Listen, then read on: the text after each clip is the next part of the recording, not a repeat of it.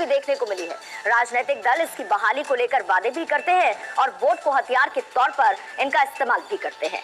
केंद्र सरकार की बहाली के बाद लगता है कि पार्टियों के सियासी दावे भी अब खत्म हो जाएंगे।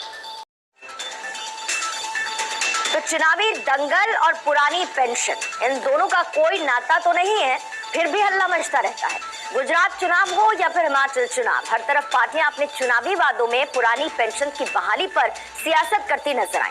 1 अप्रैल 2004 को पुरानी पेंशन योजना बंद कर दी गई थी और इसे बदलकर राष्ट्रीय पेंशन योजना में तब्दील कर दिया गया था।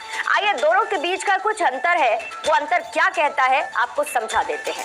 बात हो रही है पुरानी पेंशन योजना की और नई पेंशन योजना की। पुरानी पेंशन योजना, इस पेंशन के लिए वेतन से कोई कटौती नहीं, लेकिन जो नई पेंशन योजना है वेतन से 10% यानी कि बेसिक प्लस डीए की कटौती की जाती है।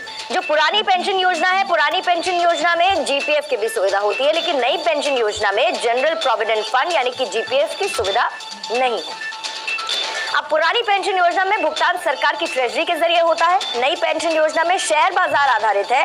बाजार की चाल क्या कहती है उसके आधार पर इसका भुगतान होता है।